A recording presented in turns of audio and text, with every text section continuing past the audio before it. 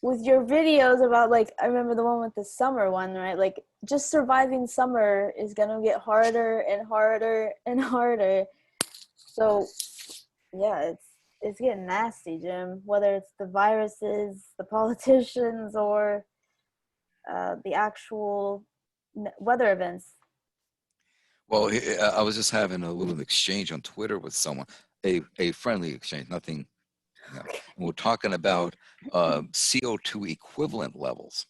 Now, I've been going with based on the report, on the studies that I've seen, that, when you factor in methane and nitrous oxide, that the CO2 equivalent level is pushing 600 to like 570 or so.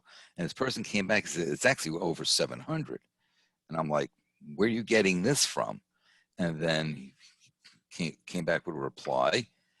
And then he had some numbers in there as a conversion factor. And I said, I am not familiar with these numbers. What's the justification for those numbers in your conversion factor? Then he replied, and I pondered it, and I said, well, damn, that makes a lot of sense, actually.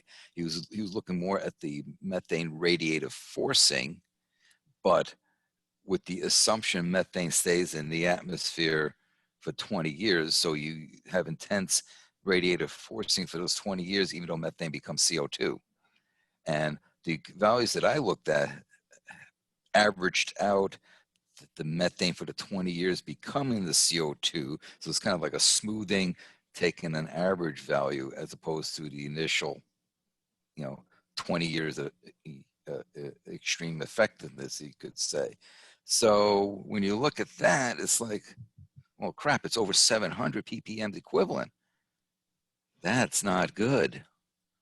No. That's not good. When you look at the PETM, Paleocene Eocene thermal maximum, where temperatures were like 18 C above pre-industrial levels, CO2 back then was in the 1200 realm, where 700.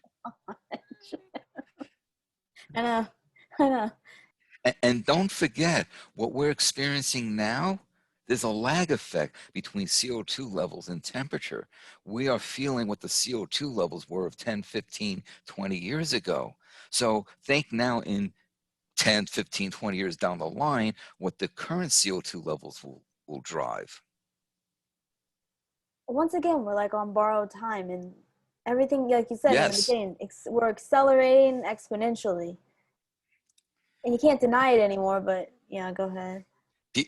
People are going to try to. I mean, Uh, I'm actually, believe it or not, I am going through the nearly 4,000 page IPCC report. I have a Alarming. copy here that I'm going through.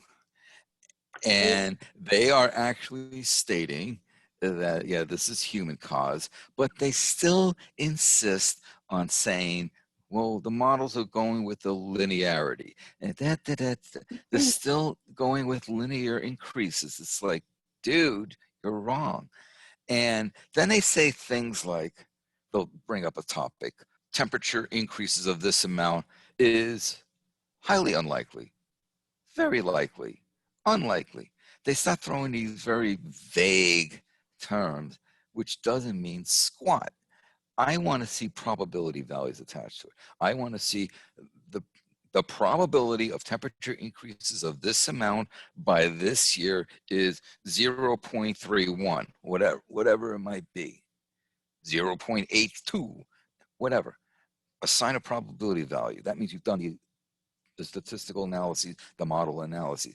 Throwing out terms like unlikely, very likely, doesn't mean shit. It really doesn't. So essentially, they're still kind of like underestimating everything. Yes, Okay, yes, that's yes. the vibe I was getting. They're talking about 1.5 C, right? Like that's their baseline. And yeah, and we're talking about 5 C plus in reality. There What are some studies that say we're already at 1.6. I'm gonna write that down. 1.6 C now. Oh my god. Yes, some studies. It's there's Okay. it's still being debated. The lowest value here right now is 1.2, but I'm seeing 1.5, 1.6. I haven't, and I'm seeing definitely by 2030 2C.